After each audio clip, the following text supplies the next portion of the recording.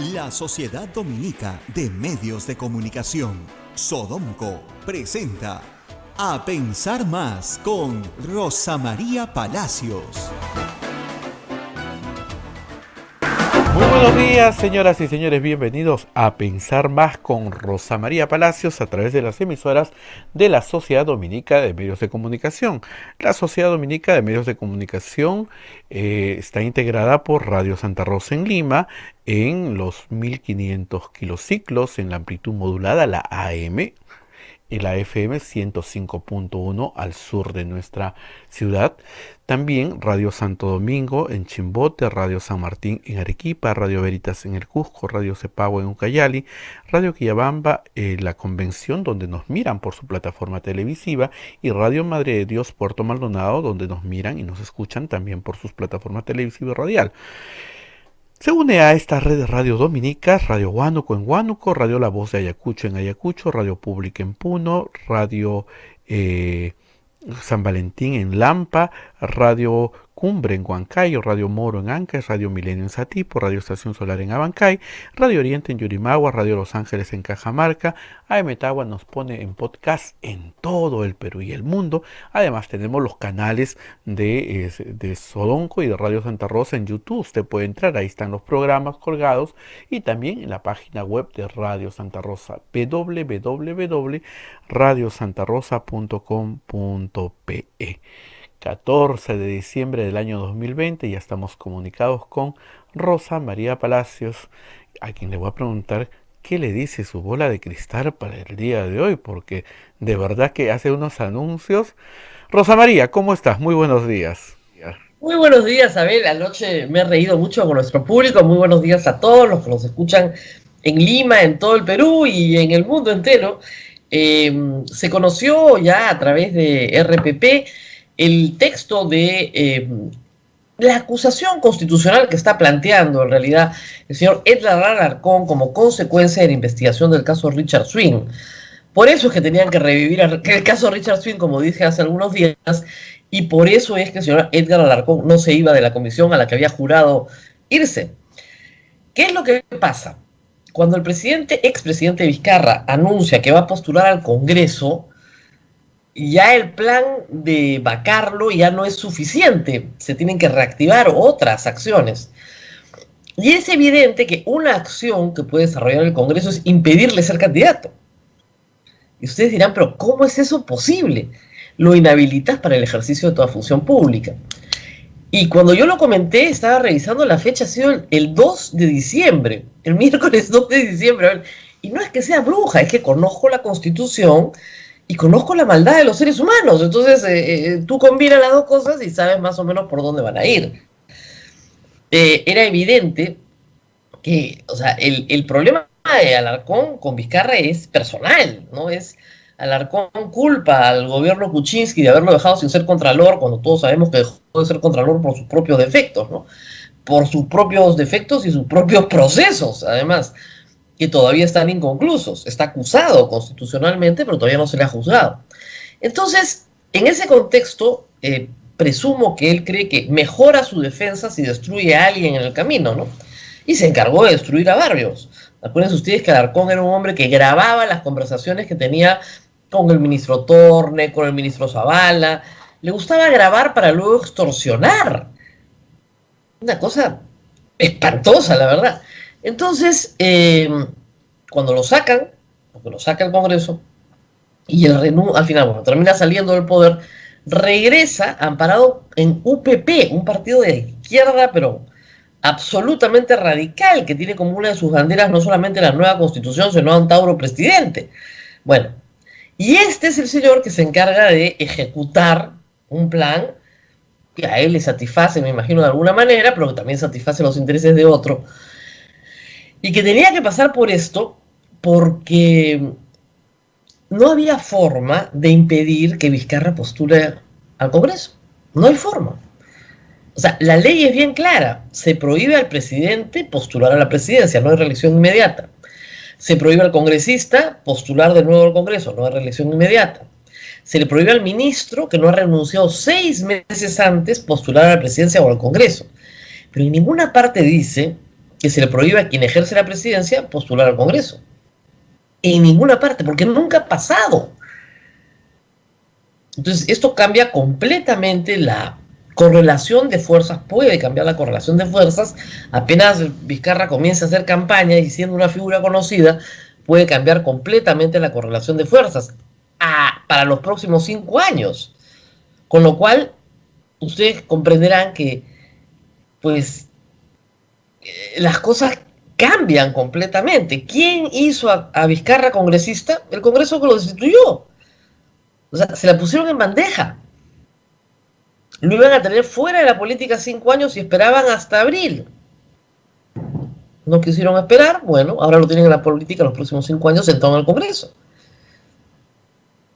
Con posibilidad de ser ministro, con muchas posibilidades.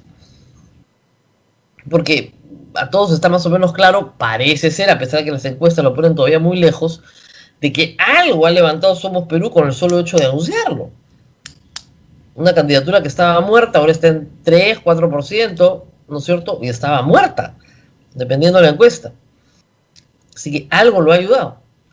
A Salaverry y a él. Entonces, ¿qué propone el señor Edgar Alarcón? No solamente hacer el juicio político que hay que hacer, ahora sí, eso sí es un juicio político, sino que como consecuencia del juicio político se le inhabilite por 10 años en la función pública. Vamos a estar más adelante con Luciano López para hablar de inmunidad parlamentaria y también vamos obviamente a hablar de juicio político para que todos ustedes entiendan el mecanismo. ¿Qué sucede cuando una persona comete un delito en el ejercicio de su función y esa función está en el más alto nivel de la administración pública? Presidente de la República, congresistas, ministros de Estado, miembros de la Corte Suprema. Esas personas tienen derecho a ser acusadas en el Congreso antes de ir al Poder Judicial. Entonces, si contratar a Richard Swing es un delito de función, esta cosa gravísima según señor Alarcón, que francamente es un mamarracho, lo era, lo es y lo seguirá siendo. Un contrato de menor cuantía jamás en la vida se ha convertido en una acusación constitucional, pero en fin, bueno. El Congreso tiene que acusar al presidente de la República. Primero, este informe que ha preparado el señor se envía a la Subcomisión de Acusaciones Constitucionales. Esa comisión elabora un informe. Ese informe es votado en la comisión permanente, ¿ok? Esa comisión permanente está compuesta por 20 congresistas que acusan ante el Pleno. Dicen, sí señor, lo que nos han traído tiene mérito, nosotros vemos aquí que hay mérito para juicio político. Entonces, primero Subcomisión de Acusaciones Constitucionales, luego Comisión Permanente. Comisión Permanente vota, aprueba, acusa ante el Pleno. El presidente de la República se puede defender, obviamente contesta a la Subcomisión de Acusaciones Constitucionales, se defiende presencialmente y con sus abogados en la Comisión Permanente y se defiende ante el Pleno, también con apoyo de los abogados que considere pertinentes. Entonces, en ese contexto, y una vez que sucede esto, se aprueba la acusación constitucional, que tiene dos partes. Una parte, la estrictamente penal, no se juzga en el Congreso, porque el Congreso no es una entidad de juzgamiento. Se juzga en la Corte Suprema, de frente. Esa acusación va de frente a la Corte Suprema. Y en la Corte Suprema se designa, primero, un fiscal supremo que no puede variar, según la Constitución, las condiciones de la acusación. Esa es la cláusula Alan García. En 1991, el Congreso acusa a Alan García, pero cuando llega a la Fiscalía Suprema, el fiscal desecha casi todos los cargos para salvar a Alan García, porque en ese momento la Fiscalía y el Poder Judicial estaban dominados por el APRA. El Partido Aprista en los 5 años había nombrado el presidente de la República a casi todos los jueces, entonces era muy fácil controlar. Una historia extensa de eso está en el libro El caso García de Pedro Cateriano. Pero bueno, en la Constitución del 93, como reacción a ese profundo acto de corrupción que era, yo te acuso, pero ya después yo digo no, le quitaron la acusación de enriquecimiento ilícito.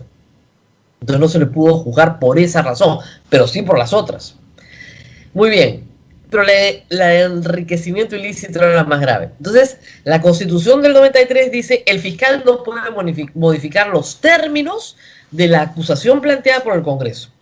Y luego empieza un juicio en la Corte Suprema. Ejemplo, Alberto Fujimori. Alberto Fujimori fue juzgado en la Corte Suprema.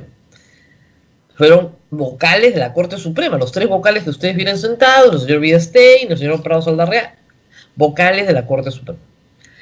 En el caso de la inhabilitación, la suspensión o la destitución, esa sí se resuelve en el Congreso.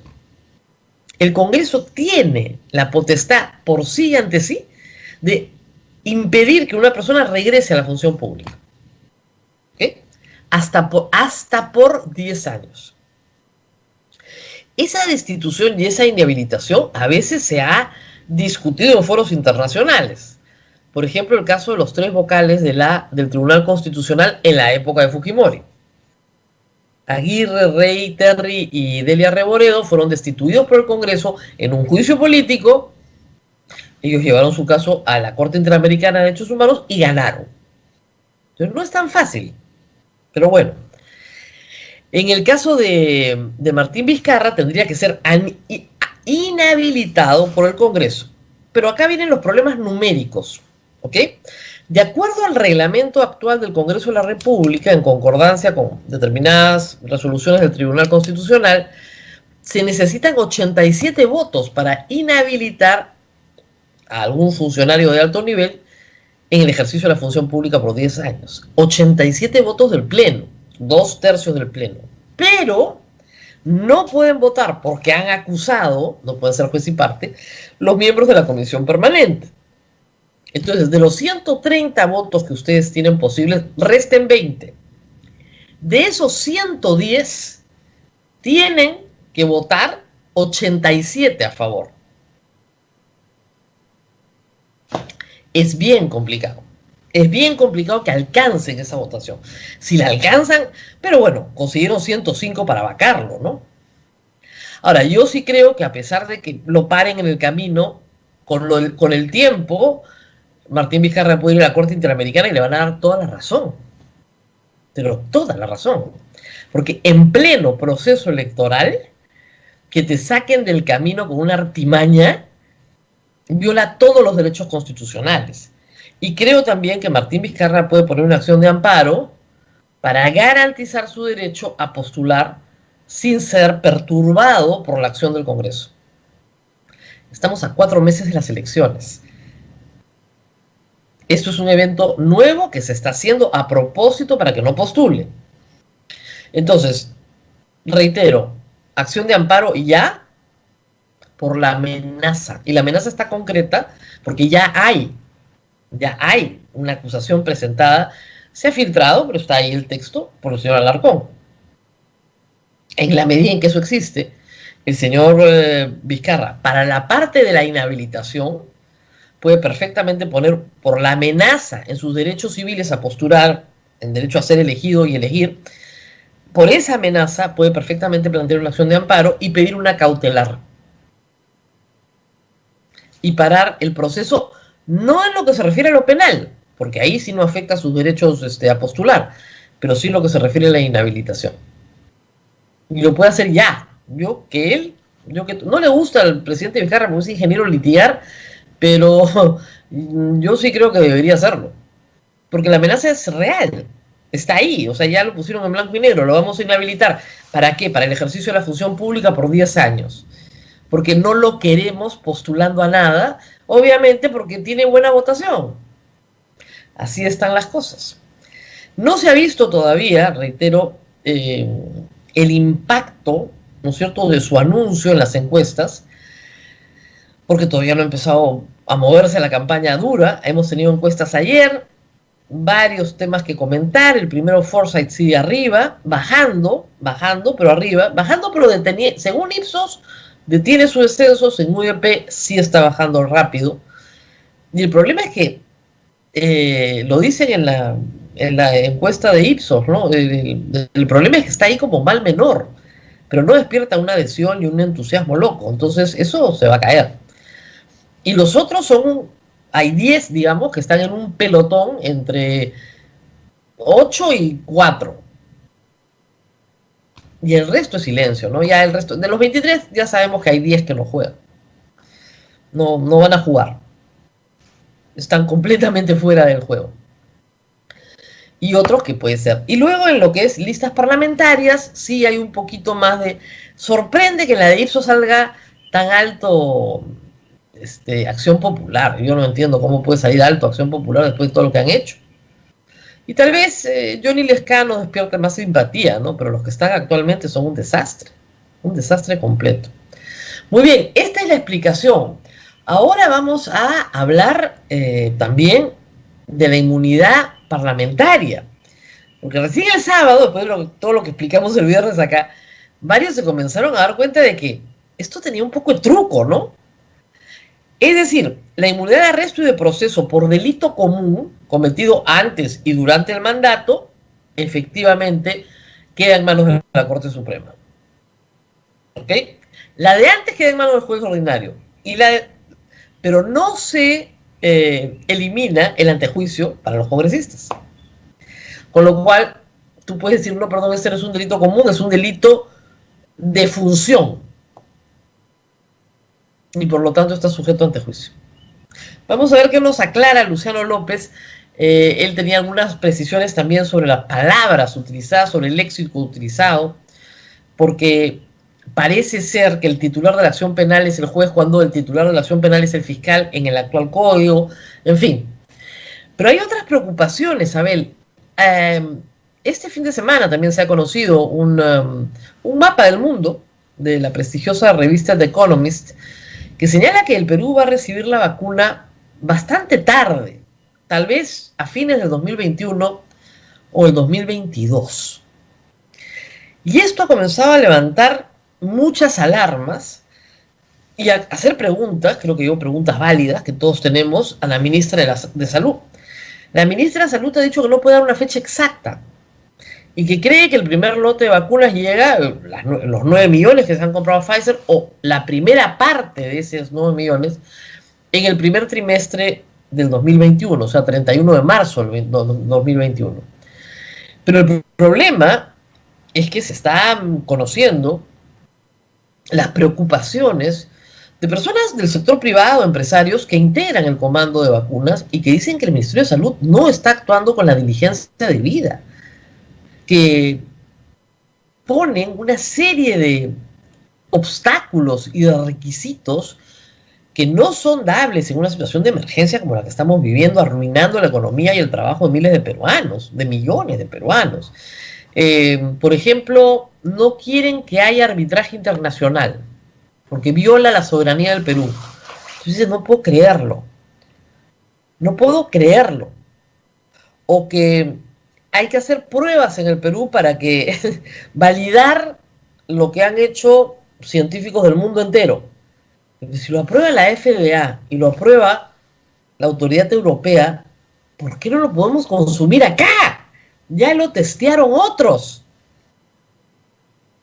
Es bien complicado. Lamentablemente el Ministerio de Salud tiene burócratas muy, muy lentos en materia de buscar el beneficio de los ciudadanos.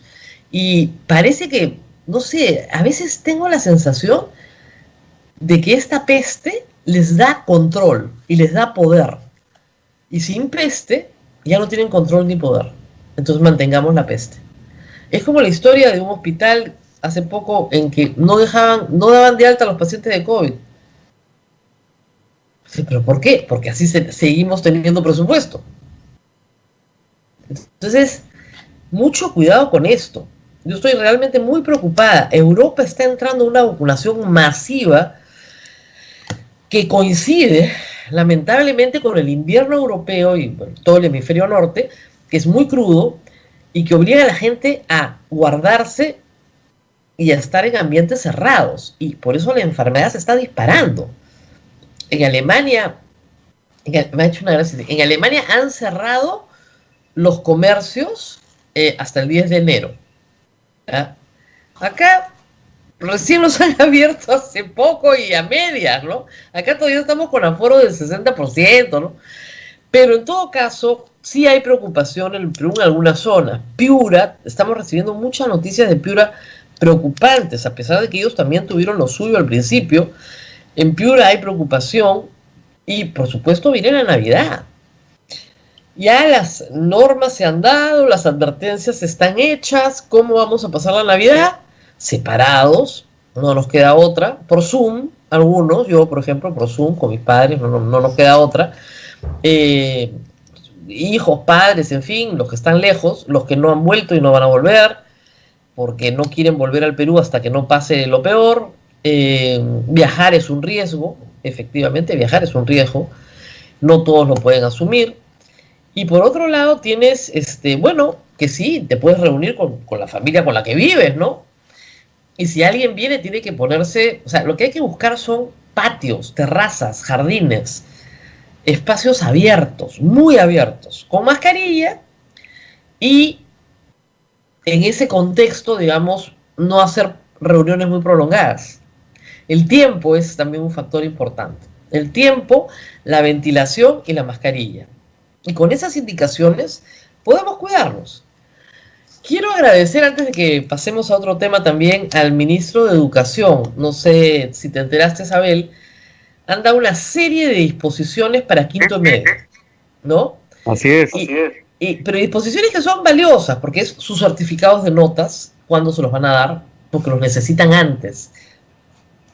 Las facilidades para postular a la universidad y sus graduaciones. Entonces, han autorizado, ¿qué es lo lógico? O sea, si tú autorizas un centro comercial con 60% de aforo, ¿por qué no vas a autorizar en un parque con mascarilla una ceremonia simbólica de graduación que no dure más de una hora, hora y media? A veces sin los padres, ¿no? Solo los chicos se toman su foto, ya está. Si el director está en el grupo de riesgo, bueno, no va el director, ¿no? Va una persona que no esté en el grupo de riesgo y que pueda dirigir la ceremonia, hacer algo simbólico, sencillo, que se pueda hacer. Sin riesgo para nadie o con un riesgo pues mínimo, ¿no es cierto? Es muy difícil que le puedas pedir prueba molecular a todo el colegio, ¿no? Y es difícil saber si sirve para algo o no, además, porque se puede contagiar en el camino. Pero en general, si lo haces con la debida distancia, sin abrazarse, ¿no? Sin besarse, sin abrazarse. Acuérdense que la saliva es la que contagia, ¿no es cierto? Las gotículas, con mascarilla, en un sitio abierto, y no por mucho tiempo, una ceremonia corta, ¿no? No estas ceremonias de 4 horas, no, una cosa muy sencilla, se puede hacer, y le agradezco al ministro que haya tenido la sensatez de autorizarlo, porque de esa manera, por lo menos un cierre, ¿no? Es extraño haber ido al colegio toda tu vida y que el quinto de media nunca existió y que nunca hubo un cierre, ni simbólico, ni nada, ¿no? Entonces, sí, me alegro mucho que haya sucedido, la verdad que sí. Muy bien, vamos a entrar a transmitir ya con, veo que hay movimientos en mi cámara, vamos a entrar a transmitir ya con Luciano López, Abel. Un momentito, Rosario, en un momentito vamos a conectarnos con el doctor Luciano López. Vamos a ir primero a la pausa, pero el día sábado escuché al señor Chejade, que decía que esto de que es mentira, que son lecturas equivocadas, como dijo, es terrorismo blanco el que están haciendo. Algunos, sí, usó la palabra, cuando escuché la palabra terrorismo, Dios mío, dije, ¿qué le pasa a este señor? ¿No? Pero el terruqueo va a ser parte de la campaña, ojo, no sé si han visto lo que está haciendo Keiko Fujimori, es un error, pero bueno, como decía Napoleón Bonaparte, no hay que interrumpirlos, ¿no? Cuando se equivoca el del frente, mejor no lo interrumpa, ¿no? Pero es un error gravísimo, porque, a ver, ¿a quién satisfaces con el terruqueo? Satisfaces básicamente el nivel socioeconómico A+, o sea, lo más arriba posible, hombres mayores de 50 años. Y entonces van a votar por Keiko Fujimori. O sea, de verdad, no estás haciendo nada nuevo. Ya los tienen. Pero enervas a todos los demás, que son la mayoría del Perú. digamos, los que tienen nuestra edad, Abel, saben perfectamente qué es terrorismo y qué no es terrorismo. ¿Qué cosa es el Partido Comunista? ¿Qué cosa es el socialismo? Y las diferencias que hay entre las dos. Hay diferencias importantes, ¿no es cierto? ¿Qué partidos políticos consideran que las armas son la vía para alcanzar el poder? ¿Y qué partidos políticos democráticos, aun cuando sus convicciones económicas sean de izquierda, no consideran que las armas sean la vía para tomar el poder? O sea, hay diferencias bien grandes, profundas. Y tú no puedes meter a todos tus adversarios en el mismo saco y terruquearlos a todos, porque es ridículo. Porque la gente no es estúpida. Tratan a los peruanos como si fueran estúpidos. Y lo único que generas es una enorme irritación. Porque dices, ¿por qué nos tratan como imbéciles? O sea, de verdad, o sea, ¿por qué estos políticos creen que no entendemos la diferencia, ¿no es cierto?, entre un partido socialdemócrata o un partido socialista pero democrático que un partido comunista como el PS Sendero Luminoso. O sea, hay una gran diferencia, una grandísima diferencia, enorme. Para empezar, los del PS Sendero Luminoso mataban a los que creían en la democracia dentro del socialismo, los asesinaban. Para empezar, o sea, empecemos por el principio. O sea, ¿quiénes son las víctimas del Sendero Luminoso en el Ande peruano? Gente de izquierda. ¿Por qué? Porque los consideraban unos revisionistas burgueses, entonces había que matarlos. Pero jamás una persona socialista que considera que la democracia es la vía para llegar al poder va a aceptar que la vía de la violencia y las armas es la vía para llegar al poder. No, nunca, no es ni remotamente lo mismo.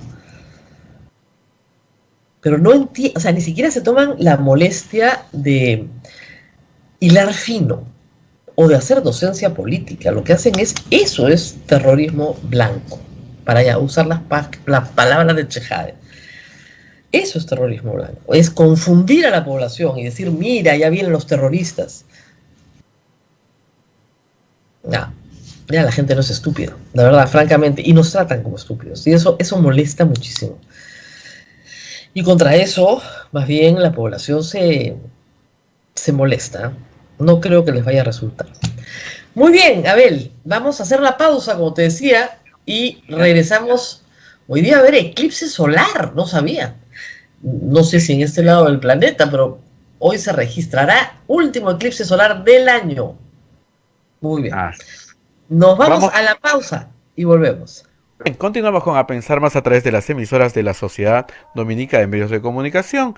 Lima está con Radio Santa Rosa y Chimbote, Radio Santo Domingo, Arequipa, Radio San Martín, Cusco, Radio Veritas, Ucayali, Radio Cepagua, La Convención, Radio Quillabamba, Puerto Maldonado, Radio Madre de Dios, en Huánuco, Radio Huánuco, Ayacucho, Radio La Voz de Ayacucho, Puno, Radio Pública, Radio La Decana, Lampa, Radio San Valentín, Ancas, Radio Moro, Huancayo, Radio Cumbres, Tipo, Radio Milenio, Abancay, Radio Estación Solar, Yurimaguas, Radio Oriente, Cajamarca, Radio Los Ángeles, a Emetagua nos ponen podcast en todo el Perú y el mundo, y también los canales de YouTube de Sodonco, de Radio Santa Rosa, y también la página web de Radio Santa Rosa, www.radiosantarosa.com.pe.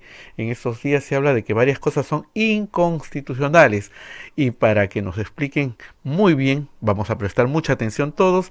Ya está Rosa María Palacios con el doctor Luciano López Flores. Rosa María, adelante. Muy buenos días, doctor. El Congreso nos da mucho trabajo. Podríamos tener una consultoría permanente con este Congreso, pero vamos a tratar de, como dice, comernos el elefante por pedacitos, porque hay varios temas que demandan su atención. Y empecemos por el tema de la inmunidad parlamentaria, que se ha hecho un enredo en realidad, porque se han mezclado instituciones, pero hay que explicarlo con calma. Para empezar, ¿cómo aprecia usted la modificación? Le han creado a los congresistas un foro especial solo para ellos en la Corte Suprema, lo cual es algo bastante extraño, pero en fin, ¿cómo aprecia este cambio? En América Latina, por ejemplo, Colombia tiene un mecanismo similar de que los parlamentarios por delitos comunes, entiéndase comunes, aquellos que no tienen que ver con su función, atropella a una persona, por ejemplo, o algo que fue cometido antes que él ejerza la función de parlamentario, fue un alcalde y vino con 20 denuncias, una cosa así, ¿no? Para el caso de los delitos comunes, por ejemplo, en Colombia, ellos tienen un fuero especial, dice que solamente lo ve la Corte Suprema, como una manera quizá de amortiguar, porque Colombia es uno de los pocos países en América Latina que sus parlamentarios no tienen esta figura de la protección por comisión de delitos comunes llamada inmunidad, ¿no? Porque hay otro tipo de protección de delitos que vamos a ver después más adelante. Exacto. Pero lo cierto es que Colombia en la Constitución del 91, ¿no?, eliminó esa figura para sus parlamentarios, pero como contrapeso les dio ese fuero, justamente como para que si fuera una denuncia maliciosa, fuera un proceso pues que en realidad es fruto de una venganza o algo por el estilo, entonces la Corte Suprema, que es la máxima instancia, con un mayor criterio, jueces de mayor experiencia, de mayor trayectoria, entonces puedan verificar si realmente está frente a una denuncia o inoficiosa, o si tienes en realidad algo que tenga fundamento, que tenga carne, por decirlo de alguna manera, ¿no? Ahora, quizá por ahí es la figura, claro, ¿no? Ahora, la primera crítica a esto es, la Corte Suprema no tiene experiencia juzgando a atropellos, ¿no? Homicidios simples. No es su rol, ¿no? En el modelo peruano hoy, mira, Rosa María, perdón la interrupción, porque ahí hay un problema técnico bastante serio. Parece que fuera un juego de palabras, pero no lo es. La Constitución del 93 se redactó cuando estaba en vigencia en ese tiempo un viejo código de procedimientos penales que, para que la gente lo entienda, es la ley que te regula cómo se hacen los juicios penales en el Perú, más o menos para decirlo simple. Nosotros hemos tenido una ley de procedimientos penales muy antigua, desde 1940. Aquí en el Perú comenzó a cambiarse con un nuevo código que a estas alturas del partido ya no es tan nuevo porque tiene más de 10 años.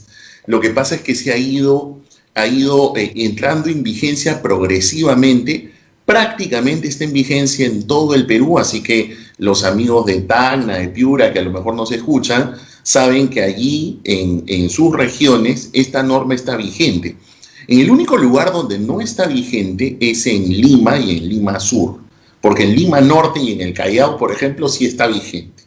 En Lima Este entiendo que no todavía.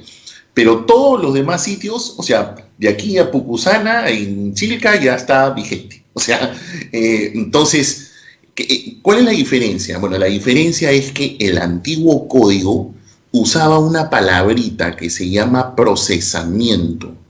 Y el código, y la Constitución del 93 está redactada cuando evidentemente pues no existía el nuevo código, que cambia toda esta forma de hacer procedimiento. Para que la gente lo entienda, con el antiguo código, la investigación de un delito estaba partida en dos.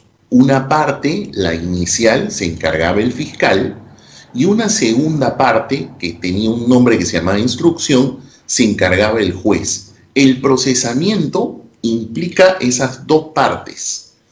En el nuevo código, la palabra procesamiento no existe. Y no existe por una simplísima razón, porque el juez ya no investiga, el juez solo juzga y sentencia. Entonces, han puesto una palabrita que dice, el procesamiento estará a cargo de la Corte Suprema. Ahí va a haber una confusión, porque el procesamiento debería estar a cargo del fiscal supremo. Y está a cargo del fiscal, Rosa María, porque claro, el fiscal en el nuevo código se llama investigación preparatoria, y está compuesta de la diligencia preliminar, que es la primera etapa, y la segunda, que se llama continuación de la investigación preparatoria. Eso es el procesamiento. Entonces, los abogados de un congresista, por un delito común, si esta norma entrase en vigencia, lo que van a decir, un ratito, no puede ser desviado del procedimiento preestablecido por ley. ¿Qué es eso? Que tú no me puedes desviar del procedimiento que a mi cliente le corresponde. Y la Constitución, como dice que es procesamiento, tiene que modificarse ahora las normas para que la Corte Suprema procese una parte de la investigación. ¡Qué locura! Claro, pues. O sea, definitivamente tiene un defecto técnico bastante severo que haría que tenga que dictarse una modificación en el nuevo código para procesar exclusivamente a los congresistas. No, bueno, yo decía, pues yo al señor Chejaya no le encargaría la redacción del acta de junta de propietario del edificio, porque hasta en eso se equivoca, hasta en el uso de las palabras, pero bueno. Sí. Pero en el tema de fondo, lo que pidió la comisión de alto nivel fue, señor, obviamente si los congresistas cometen delitos tienen que ser juzgados. Nuestra discusión es quién levanta la inmunidad, el Congreso, donde todos se protegen, o alguien ajeno al Congreso como la Corte Suprema. Esa opción era la Corte Suprema. Esto ha tenido enormes resistencias, pero el punto es este. Es verdad, en el tema de fondo, es verdad que los congresistas pueden ser perseguidos judicialmente. Es decir, la política en el Perú se ha judicializado, qué duda cabe. Sí, claro. En eso los apristas eran expertos. O sea, no me gustas tú, te mando al Poder Judicial. Pedro Cateriano puede contar todos los juicios que le abrieron los apristas. Porque utilizan el Poder Judicial como un mecanismo de venganza política. Miremos a Vizcarra. En un momento vamos a hablar de eso. Pero también es cierto que los congresistas cometen delitos. Antes y durante. Claro.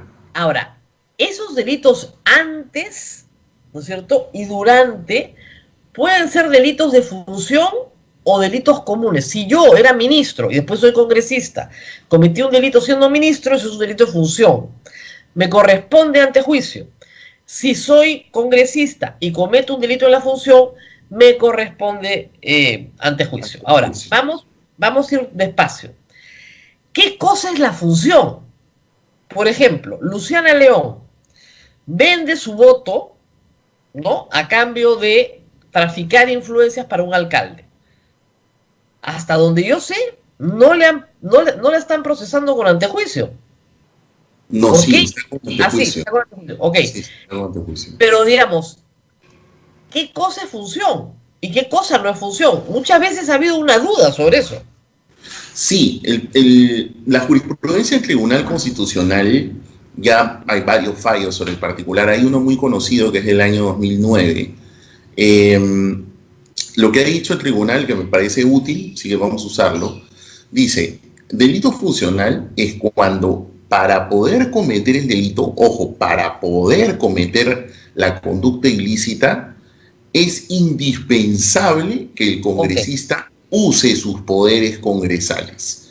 Por ejemplo, en el caso de Luciana León, esa presunta organización, ese presunto delito que le atribuyen, no hubiese sido posible, nadie lo hubiera contratado, por decirlo de alguna manera, si ella no era congresista, pues porque ella, con su función congresal, era la que abría las puertas del Ministerio de Economía para pedir citas, gestionar en la comisión de presupuesto, al menos según la tesis fiscal, ¿no? O por ejemplo el caso del ex congresista Vieira, que por ejemplo usó su cargo congresal para traficar una licencia de pesca, al menos es la tesis fiscal, ¿no? Presuntamente traficar una licencia de pesca a favor de su primo, según salió en un reportaje periodístico y luego se hizo pues la denuncia correspondiente, etc. Entonces, en esos casos se le llama delito de función porque usas la función congresal, es indispensable. Pero, por ejemplo, el extinto congresista Mamani se sube a un avión, hace un tocamiento indebido, el tocamiento indebido no tiene nada que ver con la función congresal. Así es, lo podía hacer. Pero él no usaba su función congresal para generar un tocamiento indebido, ¿no? Entonces, por eso es que ese sería un caso en donde hay un congresista, pero comete un delito común, no de función, ¿no? Entonces, para comunes tienes una prerrogativa, una protección que la Constitución la llama inmunidad, y para los delitos ejerciendo la función existe una prerrogativa que es una protección que se llama antejuicio. ¿Correcto? O juicio político, si se quiere. O juicio político cuando es por infracción a la Constitución. Vamos a ir por partes, entonces. Hablemos solo de inmunidad ahora. Correcto. Delito común. Delito común. O durante. Exactamente. ¿Qué pasaba? Pasaba que, por ejemplo, el general Donaire lo condenaban. Humberto Acuña lo condenaban. Vinicio Ríos lo condenaban. Condenado, ¿eh? Y el Congreso se negaba a que cumplieran su arresto. No los entregaba. Con el cambio, eso ya no va a pasar. No, ya no va a pasar, porque la inmunidad o esa protección consistía, o al menos consiste, porque todavía no está vigente, ojo, es importante que la gente sepa, esta modificación todavía no está vigente. De aquí vamos a hablar qué se necesita para estar vigente. Pero lo cierto es de que si estuviese vigente, perdón, antes de la vigencia, o sea, hoy, perdón, ya yo me confundo, hoy que todavía está vigente la Constitución actual, son dos tipos de autorización que da el Parlamento. Autorización para procesar, de ahí la importancia de la palabra procesamiento, ¿no? Así es. Autorización para procesar, que en realidad es autorización para investigarte, ¿correcto? Y autorización para detenerte, por eso se llama la inmunidad de arresto, inmunidad de proceso. En el caso del arresto, este puede ser preventivo, lo que la gente ya ha visto, las famosas detenciones preventivas, o puede ser un arresto definitivo, como el caso del general Donaire, que ya era una sentencia condenatoria. Entonces, en ese caso, no podían ejecutar la condena porque tenían que ir al Parlamento a tocarle la puerta y decirle, señores, ¿me autorizan a poderlo detener? Según la jurisprudencia del Tribunal Constitucional, la única objeción, por decirlo de alguna manera, que podía poner el Parlamento para negar la autorización sería que hubiese un móvil político, es decir, que el proceso judicial hubiera sido instrumentalizado, ¿no? Para más bien una venganza política, pero eso significaba que el Congreso tendría que poner algún tipo de evidencia mínima sobre el particular. Lo que sucedía en la práctica, lo que ha sucedido en la práctica, es que el mal uso de la institución era que se metían a calificar aspectos jurídicos que no eran su competencia, o simplemente ponían pues cualquier cosa y se negaban. Por ejemplo, sucedió con el caso del señor Richard Acuña. Claro. Por ejemplo, le negaron un levantamiento de inmunidad y no había ningún móvil político para nada. Era un caso de falsificación, si no me falla la memoria. Entonces ha existido uso. Entonces, inmunidad de proceso solamente aplica cuando el delito ha sido cometido durante el ejercicio del cargo. Porque si tú ya vienes procesado de atrás, el Congreso no cuenta nada. Tú sigue tu proceso. Entonces, si vienes procesado de atrás, sigue nomás. La inmunidad era para cuando, como dice, quiero procesar al señor congresista y te dicen no durante su mandato, con excusas nimias, ¿ok? Y luego tenemos la inmunidad de arresto. ¿Qué pasa ahora con la flagrancia? O sea, ¿qué pasa con el congresista que está borracho y atropella y se baja del carro? Antes había que ponerlo a disposición del Congreso. ¿Qué va a pasar ahora? Nada, no, simplemente se le detiene, se le procesa. Puede ser que hasta un juez le dicte una prisión preventiva y no hay que tocarle la puerta para nada al Parlamento. Lo que sí es que si está en vigencia, el único que podría dictar la prisión preventiva sería la Corte Suprema. Exactamente. ¿Usted alguna vez en su vida ha visto a una Corte Suprema dictando prisiones preventivas? Bueno, salvo los casos de corrupción de funcionarios de los altos niveles, ¿no? Alto nivel. Estás hablando o el caso Fujimori, o jueces supremos, por ejemplo, Inostroza está haciendo tanto la investigación preparatoria la lleva a cabo la Fiscalía Suprema, las medidas limitativas como detenciones preventivas o lo que fuera, lo está dictando un juez de investigación de investigación preparatoria supremo. En el caso de Luciana León, lo mismo. En el caso de Luciana León, por ejemplo, quien autorizó los allanamientos de su casa fue un juez de la investigación preparatoria supremo, ¿no? Por el nivel, ¿no? Claro, esos ya son delitos de función, ahí vamos Vamos Claro. a hacer la discusión.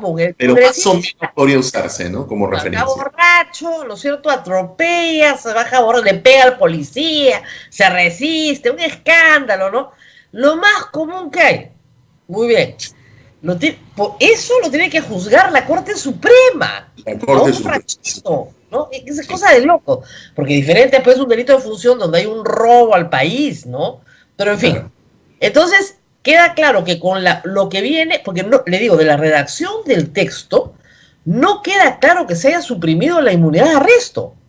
O sea, es por omisión, ¿no? Dice que hay inmunidad de votos, inmunidad de opiniones, etcétera, pero no dice nada más.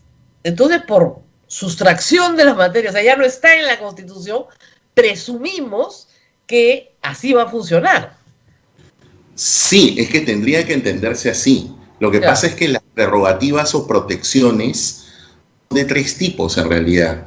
La protección por votos y opiniones, que siempre la tradición constitucional del Perú y de las democracias modernas del mundo siempre ha sido irresponsable. O sea, sobre eso no debe haber responsabilidad, porque si no el parlamentario, ¿cómo ejerce su función? Entonces esa es la primera prerrogativa. La segunda prerrogativa es la que hemos conversado, es decir, por delito común. Y la tercera prerrogativa es por el llamado delito funcional. En el Perú tenemos las tres, ¿no? Entonces, una, no hay problema. La segunda ya no aparece, ¿no? La segunda ya no aparece. Entonces, como ya no aparece, al menos debiera entenderse que ya no existe. Lo que ha pasado es que le han creado, sí, un fuero especial en la Corte Suprema para estos delitos comunes. Entiendo, no he leído el predictamen, el dictamen, la fundamentación, pero un poco por conocimiento de algunas constituciones en América Latina, yo recuerdo que eso lo tiene la Constitución de Colombia, si no me falla la memoria. Pero ojo, solo, en teoría, solo para delitos comunes efectuados en el ejercicio de la función. Sí, delitos correcto. Comunes que vienen anteriores, que terminan en condena, viene la policía y se lo lleva. Exactamente. Viene la policía, ya Donaire, entonces no tienen ninguna protección.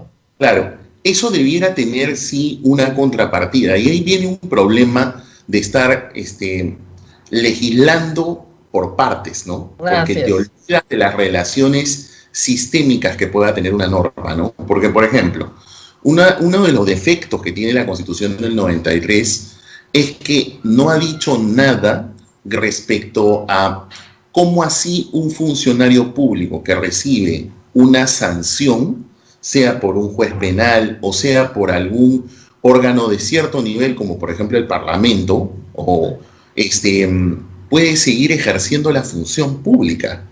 Por ejemplo, es el caso del señor Humberto Acuña. El caso Humberto Acuña no tiene nada que ver con la inmunidad, por si acaso, ¿eh? O sea, el señor Acuña, como muy bien lo explicabas, ya venía siendo procesado, ha sido condenado. No había que pedirle al Parlamento inmunidad de arresto, porque su condena no es efectiva, pero su condena tiene un detalle sumamente importante. Dice que él está inhabilitado para ejercer la función pública. Y entonces debiese aplicarse simplemente el Código Penal y el señor ya no debería ejercer. Pero, oh sorpresa, el reglamento del Congreso no tiene como supuesto de vacancia esa mención en particular. Yo creo que no por interpretación no necesariamente tendría que ser, porque aplicas el Código Penal de frente y chao. Pero los vacíos son aprovechados muchas veces en política, y como la Constitución no dice nada sobre el particular, y creo que sí debería decirlo, el reglamento del Congreso tampoco dice nada sobre el particular, y ahora, por ejemplo, esta modificación al menos podría haber aprovechado también la oportunidad para decir, no, si entonces los delitos cometidos con anterioridad no tienen ningún tipo de protección y los ve cualquier juez común, etcétera, entonces también al menos debería aprovechar para decir que esas sentencias, ¿no? Porque deberían ejecutarse y punto, porque en realidad, Rosa María, a mí me parece un escándalo que cualquier funcionario público, no solamente un congresista, cualquier funcionario público que tenga una condena, sea del nivel que fuere, no puede ejercer una función pública. Pues, ¿cómo va un funcionario público tener una condena a cuestas? O sea que sea sin prisión efectiva o lo que fuera, no puede ejercer la función pública. Pero bueno, es un tema más de reforma de fondo, pero que para el caso al menos se puede mencionar también, ¿no? Ahora, hay un tema interesante y se mantiene en la Constitución. No pueden ser presos por sus opiniones o sus votos. Pero Sí. ¿qué pasa si el Congreso, con sus votos, avala una situación de corrupción? O sea, se coluden con sus votos, que son comprados, ¿eh? Tú compras el voto de tantas bancadas, ¿no es cierto? Ese cohecho existe, pero el voto genera un resultado jurídico, que es el esperado por quien corrompe. O no es una corrupción económica, es una corrupción política. O sea, si tú haces esto, yo te voy a dar un espacio en mi lista, yo te voy a permitir que postules, yo te voy a dar puestos de trabajo para los de tu partido, etcétera. ¿No habría que pensar en una reforma más integral de las opiniones y sobre todo los votos? Porque cuando el voto está ligado a un acto de corrupción, ese voto está viciado. Y sería un acto delictivo, además en estricto, ¿no? Claro. O sea, si es lo que sucede es que entiendo que en esas situaciones, si existe la evidencia de ello, tendría que activarse todo el aparato fiscal, y luego judicial, y que luego requiera una condena para tener alguna consecuencia con relación a esa decisión. Es una figura un tanto compleja, sin duda. Podría ser susceptible de pensarla, pero definitivamente estamos hablando de un espacio, otra vez una reforma, ¿no? Creo que este Congreso no es para pensar nada de eso. No, yo lo sé, pero digamos, estoy pensando en los 105 congresistas que participaron en un acto de conspiración y sedición. ¿No? El día de mañana, 130 congresistas, golpe de Estado. Ya, chao. No nos gusta el presidente. Y la Constitución dice que con 87 lo vacamos. Acá estamos los 87, vamos a poner uno de los nuestros. Pues, un golpe de Estado clásico, pero utilizando un mecanismo parlamentario. Que es inconcebible que 87 congresistas, digamos, supongamos, y elegimos a un presidente, ese presidente no tiene mayoría en el Congreso, no le gusta el Congreso, 87 congresistas deciden que ahora ellos van a poner su presidente. Eso es un acto de sedición. Pero el problema es que, ¿cómo los procesas? Sí, pues por eso es que creo que definitivamente el Tribunal Constitucional perdió, bueno, al menos por los 4 votos en mayoría, perdió una oportunidad histórica para responder una pregunta como la que legítimamente estás haciendo. O sea, justamente el hecho de que exista una causal tan laxa, tan indeterminada, que un órgano como el Sistema Interamericano, la Comisión Interamericana de Derechos Humanos, ya había dicho en un comunicado del 11 de noviembre, oye, eso que ustedes tienen así laxo rompe el equilibrio de poderes. Entonces, con mayor razón empujaba que el Tribunal Constitucional tenga que responder y contemplar figuras como estas, porque si tienes una figura tan laxa y tú reúnes simplemente los votos, entonces se puede dar una situación como la que ya hemos vivido y como que lógicamente estás planteando sobre la mesa. Como el Tribunal Constitucional no ha querido resolverlo y es un tema que debiese en realidad ser materia de debate, de reflexión, definitivamente que tendríamos que buscar un espacio distinto al Parlamento en donde pensar algún tipo de reforma constitucional sobre el particular, porque lo que sí queda claro es que esta situación, como el tribunal no la ha definido, va a poder ocurrir en el futuro con cualquier presidente hasta que la Constitución pueda ser pensada o al menos reformada en esa parte. Yo creo que por el momento las personas que han participado en estos actos tienen que ser juzgadas. Por el momento, pero vamos a ver, lo están ofreciendo algunos candidatos, vamos a ver qué pasa. Ahora, vamos al juicio político. Nos interesa mucho justamente por el caso de Vizcarra. Ahora resulta que el señor Alarcón ha decidido a meses de las elecciones, ¿no? O sea, digamos, un amparo con una cautelar lo ganas, creo yo, porque esto es un escándalo.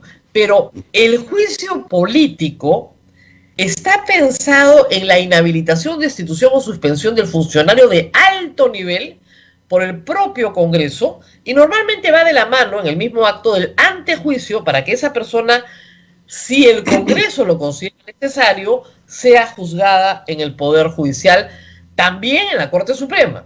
Ojo, en el antejuicio da de frente a la Corte Suprema. Ese derecho no ha sido suspendido.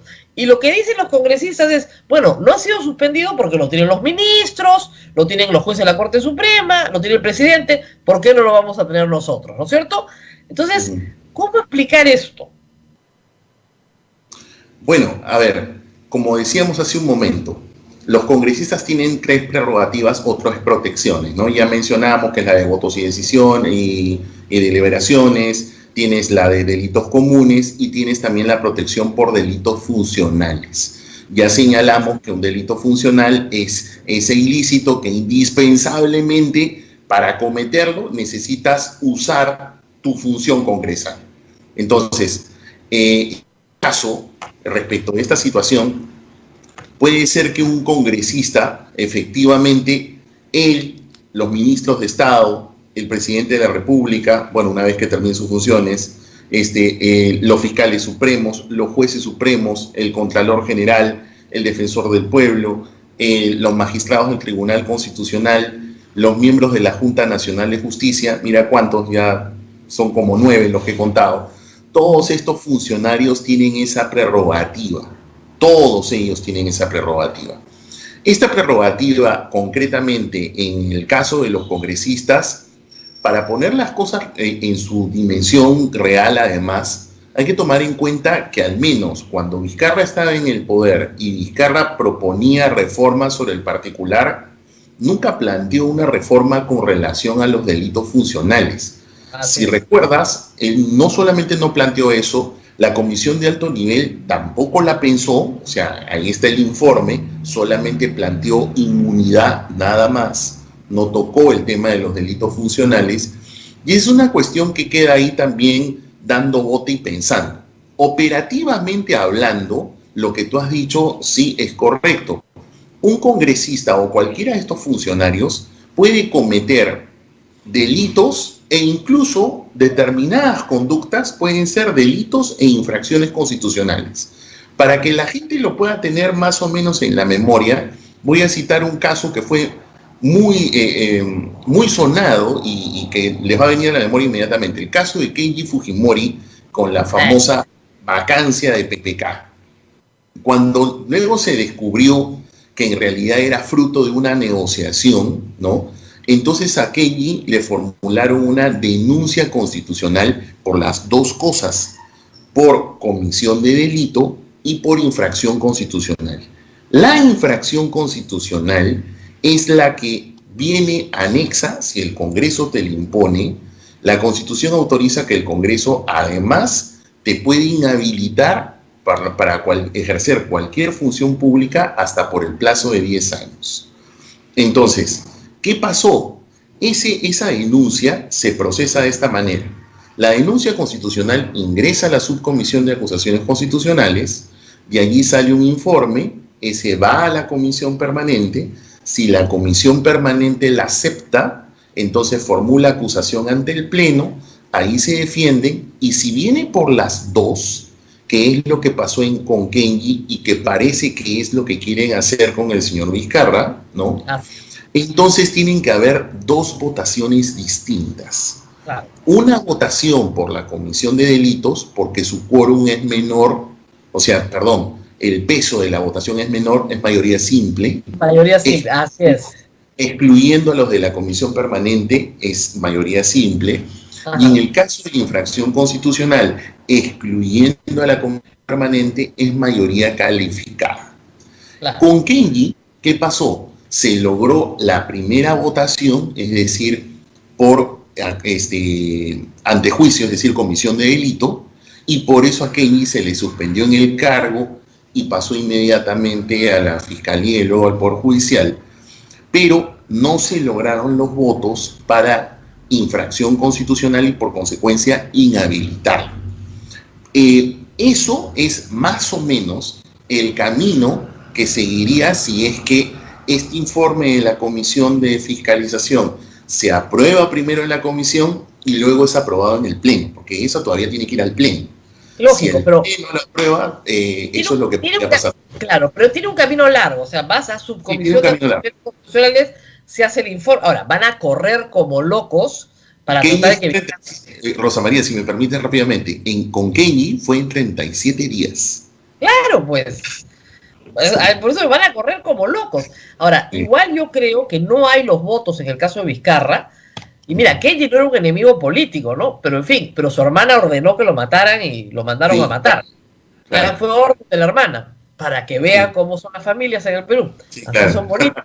Entonces, en el caso de Vizcarra, en 37 días se lo vuelan, estoy de acuerdo. Pero no creo que tengan los votos para inhabilitar, porque es una votación hipercalificada. O sea, es de los 130 resta 20, y lo de los 110 tienes que tener 87. Restas 30, Rosa María, en realidad. 30. Ah, porque van los suplentes. Ya, va, claro, 30 y te quedan como 100. De los 100 que quedan, tienes que tener 87 votos. Es muy difícil. O sea, con que tengas 13 votos en contra de los que no están en la comisión permanente, se salva. Pero de todas maneras, es una amenaza. ¿Es posible que Vizcarra interponga una acción de amparo con una cautelar para que no le impidan su derecho a postular? Podría ser, porque si no me falla la memoria, la Corte Interamericana de Derechos Humanos, desde el caso Castañeda-Gutman, que es un caso contra México, dijo que de acuerdo con la convención, cuando hay una autoridad elegida por voto popular, la manera de poderlo inhabilitar es siempre por una sentencia emitida por juez penal. Ese criterio incluso ha sido ratificado en un reciente caso, que es el caso de Gustavo Petro, que fue alcalde de Bogotá. Quizá por allí pueda invocar alguno de estos fallos y ver si a lo mejor podría recurrir a un amparo. Podría ser, yo lo veo un poco difícil, pero podría ser, o sea, al menos que podría usar estos criterios de la Corte Interamericana, podría ser que los use, porque en buena cuenta, claro, lo que tendría como contrapartida es que la función que está ejerciendo el Congreso cuando hace juicio político es una suerte de función jurisdiccional. Eso también lo ha señalado el tribunal, y hay algunos tratadistas como Héctor Fixamudio, este jurista mexicano tan prestigioso, que también señala que en América Latina hay algunos países como México, Perú, que su juicio político le da unas facultades jurisdiccionales al Parlamento. Pero es un caso difícil, pero al menos por ahí podría generar alguna cuestión. Bueno, pero es clarísimo que es persecución política, ¿no? Si el señor no abría la boca y decía yo no voy a ir al Congreso, nadie se hubiera ocupado de él. O sea, como no se han ocupado de Ollantumala, ni de Alan García, ni de Alejandro Toledo. O sea, ningún expresidente ha tenido inhabilitación, salvo Alberto Fujimori, nadie más.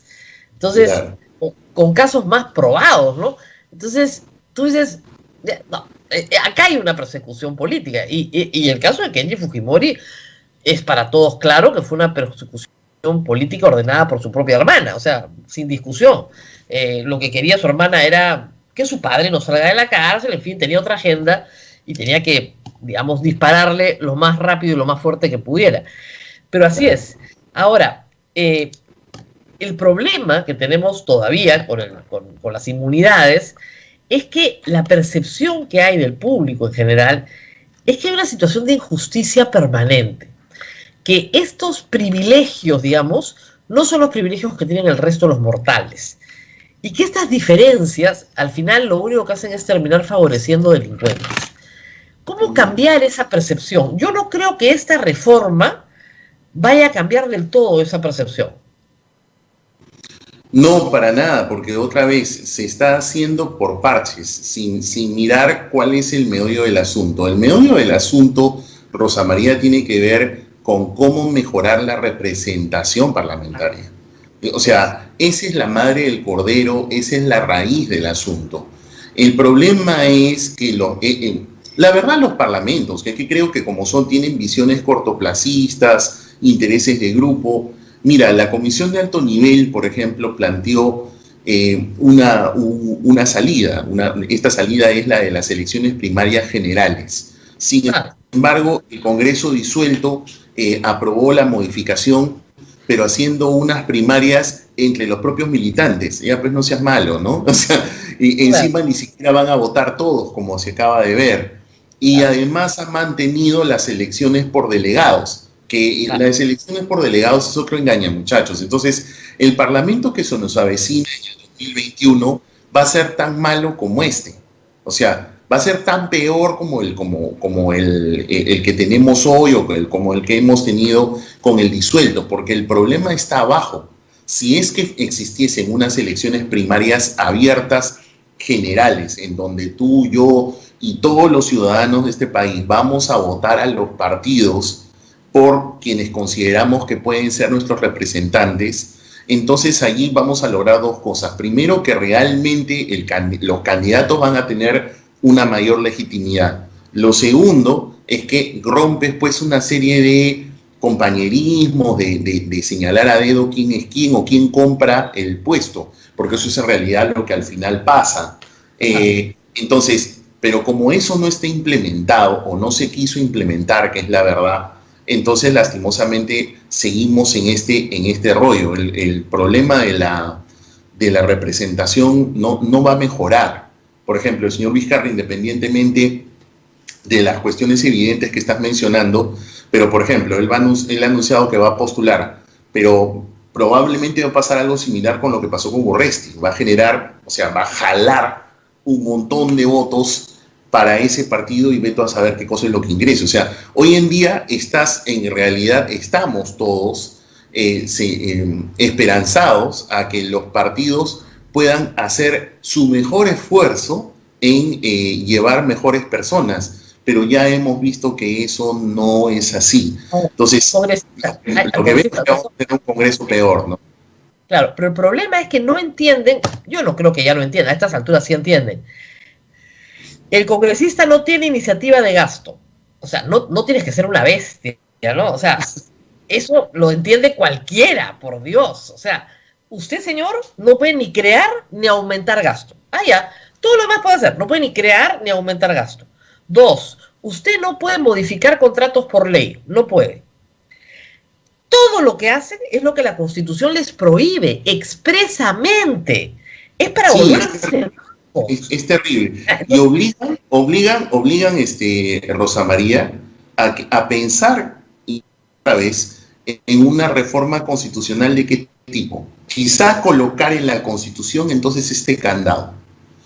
En el artículo 79, los congresistas están prohibidos, ¿no?, de iniciativas de gasto público, y que se coloque algo por el Estado. Si pese a ello se plantea una iniciativa de gasto público, la observación del presidente es vinculante y no cabe reconsideración. Claro. O sea, obligan a tener que pensar en una reforma como esa, porque lo contrario, por insistencia, te llevan el asunto. Yo pondría algo peor. O sea, en caso de aprobarse, los congresistas responderán con su patrimonio personal por los gastos ocasionados al Estado. O sea, de verdad, a ver, paguen pues. Es de locos. Está prohibido y lo hacen. O sea, hacen cosas manifiestamente prohibidas. Por ejemplo, hoy día quieren aprobar una ley aprobando remuneraciones mínimas vitales. Eso está establecido en un artículo de la Constitución, que se hace en otro espacio. No se hace en el espacio legislativo, con artículo expreso de la Constitución. Entonces, les da lo mismo. ¿Qué haces con un Congreso que simple y llanamente se siente en la Constitución sistemáticamente? Sí, pero lo del CAS es la locura también. Todo es sistemático. O sea, le dicen, señor, usted está prohibido de hacer eso. Yo entiendo que hay gente que efectivamente ignora, porque siempre hay. Pero la mayoría a estas alturas ya sabe que no lo puede hacer, pero persisten en hacer lo que está prohibido hacer. ¿Qué se hace contra un Congreso completamente díscolo en materia constitucional? Lo único que nos quedaría es exigirle a los futuros candidatos entonces que tengan un compromiso de iniciar denuncias constitucionales contra todos estos parlamentarios que están haciendo tremendo daño al país. No quedaría otra alternativa, porque en realidad, si te das cuenta, que es un tanto lo que tú estás planteando, ¿no? ¿qué pasa si es que, si bien hay una inmunidad de voto y opinión, ¿no? ¿Qué pasa cuando con el ejercicio de ese voto y opinión tú dictas una serie, por ejemplo, de leyes que son manifiestamente inconstitucionales, eran tremendos descalabros fiscales como el del famoso de la ONP o muchos de los que están dictando ahora? Quizá por ahí, porque hoy en día lamentablemente estamos, la verdad, indefensos, porque no tenemos mayor herramienta legal de dónde jalar. Lo único que quedaría es una figura como esta, las famosas acciones de inconstitucionalidad que no tienen medidas cautelares. Quizá por ahí pensar en algún tipo de amparo, como si es que es reglamentada la ley de la ONP, por ahí se podría hacer algo, pero estamos así a salto de mata, o sea, pensando como malabarista chino, pensando cómo hacemos para poder equilibrar los desequilibrios que nos generan estos parlamentarios. Nadie escribe una constitución en el presupuesto de que los congresistas la van a cumplir siempre.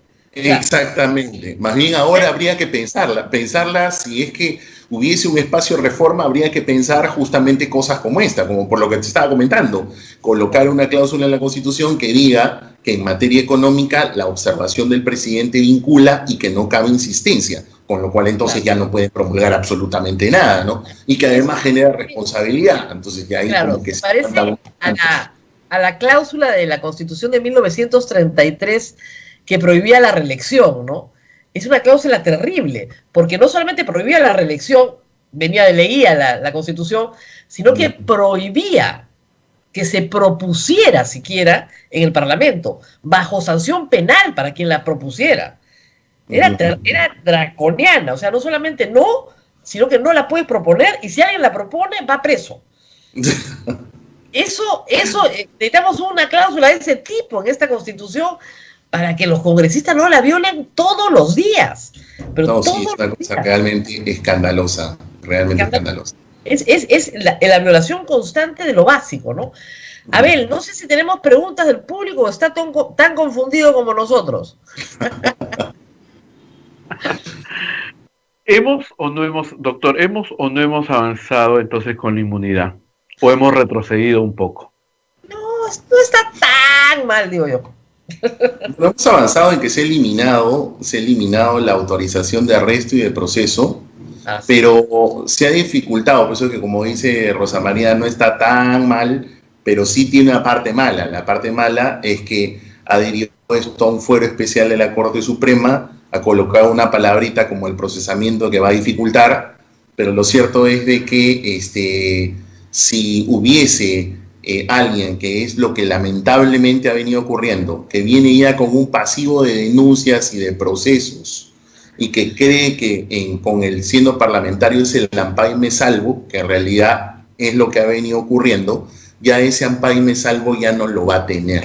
Entonces, él ingresa al Parlamento, viene con sus denuncias y luego sus denuncias maduran y un juez por ahí le dicta una prisión preventiva, pues simple y llanamente se va a ir preso, porque ya no va a haber autorización del Parlamento para detenerlo. Pero eso es lo que tiene que ver con los llamados delitos comunes, que son los anteriores a su cargo de congresista o los que cometa en el cargo de congresista, pero sin usar su función parlamentaria. Los que cometan ejerciendo su función, que son básicamente los delitos de corrupción, sobre esos, ejerciendo su cargo de congresista, a eso no se ha tocado absolutamente nada, porque eso tiene otra prerrogativa. Esta modificación no ha tocado esa parte. Así es. Y como ha dicho el doctor Luciano López, cuando eres Kenji Fujimori, 37 días. Pero claro, cuando eres Chávarri y Nostroza, ¿no? 2 años. Claro. 3 años. Espérate. Lo de Chávarri continúa, o sea, y tiene para rato todavía. Sí, claro. Exacto. Sigue. No hay problema, ¿no? Eso continúa. Cuando eres Kenji, 37 días. Lo cual se ve claramente la intencionalidad política, ¿no? No hay discusión. Así es. Abel, ¿alguna otra pregunta? ¿Se podrá acusar a los congresistas por difamación? No. Sí y no. Sí y no, exactamente. No porque si está dentro del recinto parlamentario y está en un debate en el pleno, en una la comisión, en el consejo directivo, en la junta de portavoces. El Tribunal Constitucional tiene un fallo del año 2010 que justamente dice que en esos ámbitos no. Pero si es que el congresista está dando una conferencia de prensa, así sea en la puerta del Palacio Legislativo, en esos casos, o usa las redes sociales, en esos casos sí está sujeto a responsabilidad por sus expresiones que puedan dañar otros derechos fundamentales. Esto les vuelvo a repetir que lo ha dicho el Tribunal Constitucional en un fallo vinculante del año 2010. Claro, lo que sucede es que rápidamente, incluso los muy nuevos, ¿no?, aprenden que como no los pueden juzgar por sus opiniones, dicen, y yo estoy opinando, ¿no?, que Rosa María Palacio recibe dinero de Vizcarra. Entonces, eso no es una opinión, señores, es un insulto. Claro. Pero se amparan en que no pueden ser juzgados por sus opiniones. En realidad, nadie puede ser juzgado por sus opiniones porque no hay delito de opinión. No existe el delito de opinión para nadie, ni para los congresistas ni para nosotros. Pero usan constantemente la prerrogativa de la inmunidad para poder difamar. Y difaman de lo lindo, pero de lo lindo. Es una cosa espectacular la forma en la que difaman, ¿eh? Pero Rocía, pero el tribunal dice que esa protección es absoluta si estás dentro de la Cámara. Si no estás dentro de la Cámara, eso no es posible. Quien haga eso puede ser denunciado, podría ser demandado civilmente. Incluso ese fallo del tribunal, ojo, dice algo bien interesante, ¿eh? Dice además de que la protección de la inmunidad, ojo, es solamente penal. Es decir, para procesos civiles o amparo, lo que fuera, no está protegido. Recuerden que quien difama, por ejemplo, quien insulta, no solamente comete un delito, sino además también genera una responsabilidad civil.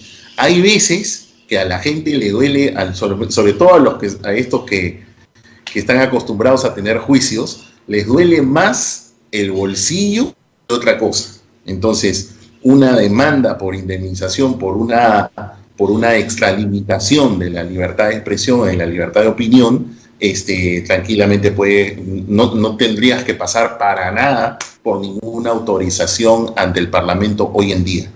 Así es. Pero hay que decir algo. Lamentablemente los congresistas utilizan sus prerrogativas para hacerle creer a la gente de que no pueden ser juzgados ni siquiera civilmente. Yo conocí un caso hace muchos años de una familia que cometió el error espantoso de alquilarle su casa a un congresista, ¿no? No lo hagan. Entonces, claro, cuando el señor se resistía a pagar y decía, no, enjuícienme pues, total, yo soy congresista. Pero ojo, no se dejen engañar. Ustedes sí lo pueden llevar, sí le pueden cobrar los alquileres que no ha pagado, sí pueden ejecutar, porque efectivamente no tienen protección civil. O sea, un congresista que no paga alimentos sí tiene que responder, ojo, ¿okay? La madre de los niños perfectamente le puede embargar sus remuneraciones porque sí tiene que responder.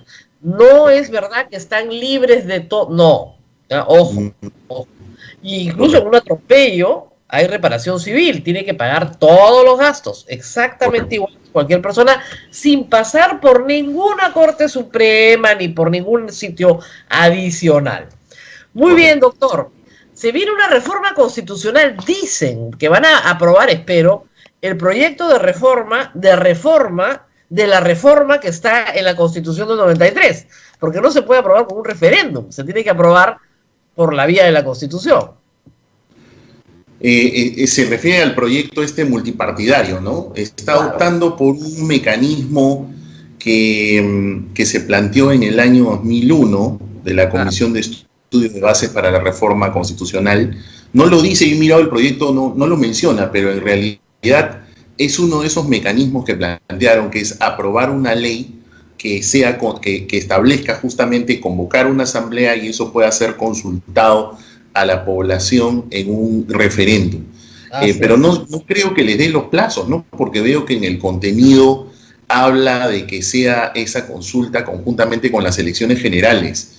Pero ya estamos, para que sea reforma constitucional, tendrían que aprobarlo esta o la próxima semana antes que termine la legislatura y aprobarlo a inicios de enero, empezando la segunda, para que pueda calzar en algo con la de marzo. Yo sí soy partidario de pensar en reformas constitucionales. No soy partidario tanto de una reforma total, sí creo de una parcial.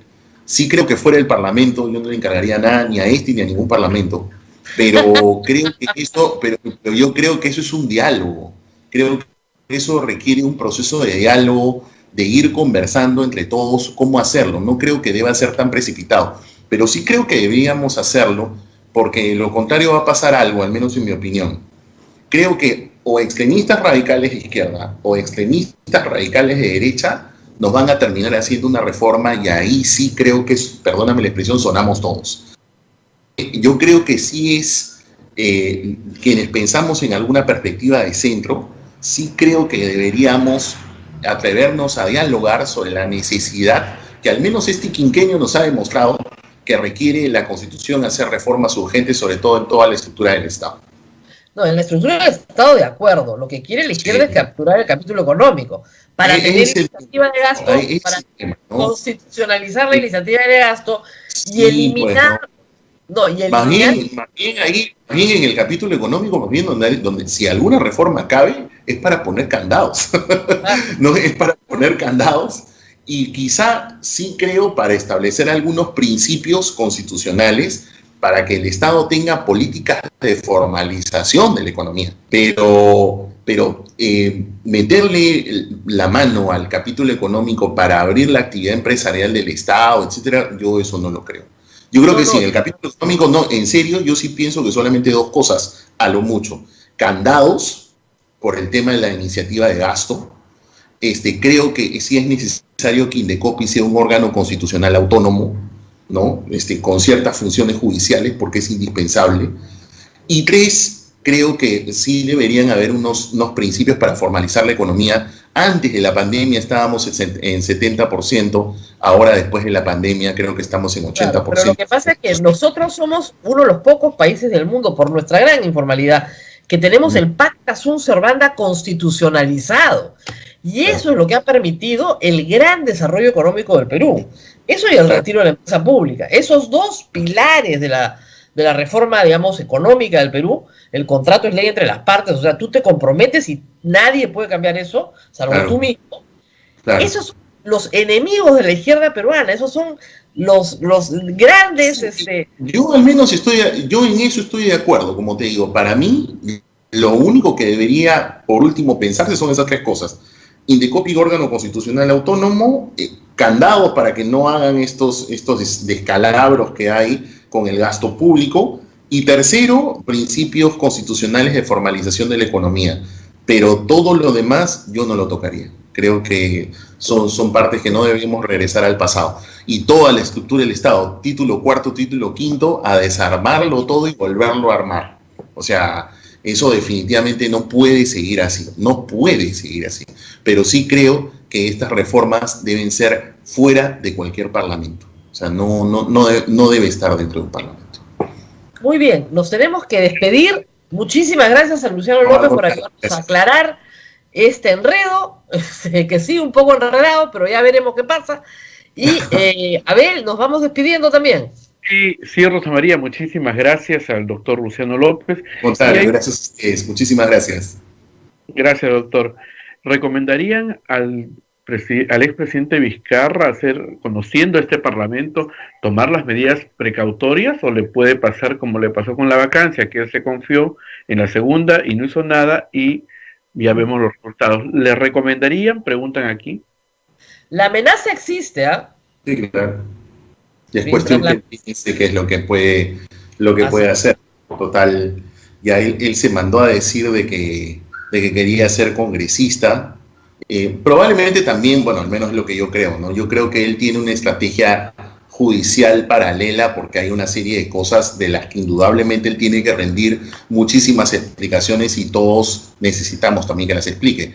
Pero si era parte de su estrategia judicial decir entonces que era parlamentario, bueno, ahí se abrió un flanco del cual ahora tiene que asumir una serie de consecuencias y también tomar ciertas previsiones, pero ya son cosas de su defensa, ¿no? Tiene que hablar con su abogado, eso el doctor López, que es un abogado éticamente correcto, porque uno no puede meterse, a ver, les explico al público, uno puede opinar así en general, pero no puedes meterte en la defensa de una persona particular sin que te hayan invitado. Sí, claro, se ve mal.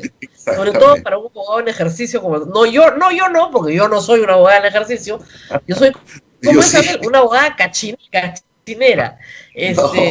Pero de una universidad licenciada. Yo sí fui a una licenciada, por si acaso. Pero por si acaso.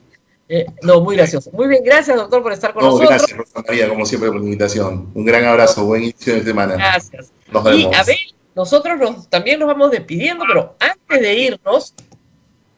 irnos, agradecer a todas las personas que han comprado nuestra rifa. Hasta el miércoles. Hasta el miércoles seguimos vendiendo rifas. Les agradecemos a todos los amigos en Twitter que me ponen ya compré. Mil gracias, porque de esto vive la radio, no vive de ninguna prebenda, ni de la dictadura vizcarrista, ni de la plata que nos manda el Estado, que no lo hemos visto jamás. Vive del público, vive del apoyo de la gente que nos escucha. Así que gracias, pero seguimos vendiendo rifas hasta el día 18. Así que están ahí los banners, ¿no, Abel? Están poniendo todo. Sí, Julio está poniendo. Hasta el día miércoles es la venta, el 18 es el sorteo y luego si hay demoras en algunas cositas, téngannos paciencia. Así es. Bien, Rosa María, nos vamos hasta mañana con otro programa. ¿Qué novedades nos deparará el día de hoy? Porque cada día es totalmente... Los plenos del Congreso, como dije en Twitter, son unos concursos de ¿cuántas normas inconstitucionales aprobamos hoy? Rompen marcas todos los días, todos los días son normas inconstitucionales. Entonces, simplemente no les da la gana de obedecer la Constitución. Ya están en franca y total rebeldía. Aprueban cualquier cosa. Todo se les va a caer, o sea, a todas las personas que crean que van a recibir algo de este Congreso, que no los engañen, Esto se cae todito en el Tribunal Constitucional porque es un desastre. En este tribunal y en cualquier tribunal, o sea, no puedes crear gasto público, es bien sencillo. No se puede, pues, porque si no, imagínense ustedes, el presupuesto público sería un carnaval organizado por los congresistas. No se puede. No se puede derogar contratos o modificar contratos o resolver contratos por ley. No se puede. No se puede asaltar los fondos de la seguridad pública. Tienen un artículo específico que los protege. No se fija el sueldo mínimo por ley.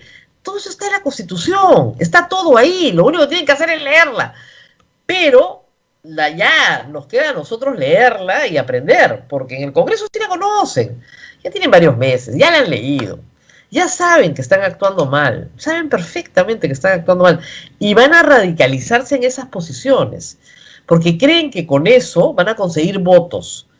No van a conseguir ningún voto porque nosotros nos encargamos todas las mañanas de contarles cómo los engañan los congresistas. Todas las mañanas les contamos en qué consiste el engaño, por dónde viene, por qué es inconstitucional y por qué, mire, olvídese lo de la ONP. Como está aprobado hoy, si hubieran dejado que el Ejecutivo hiciera algunas cosas que se podrían hacer, tal vez, pero como está aprobado hoy, absolutamente imposible. No va a funcionar. Muy bien, nos tenemos que ir, Abel, ahora sí. Nos vamos, Rosa María, cuídate mucho, nos reencontramos mañana 15 de diciembre, así que ya estamos muy cerca de la Navidad. Cuídense mucho. Chao, chao. Nos vemos, chao, chao. Hasta aquí, A Pensar Más con Rosa María Palacios. Este programa fue producido por la Sociedad Dominica de Medios de Comunicación, Sodomco.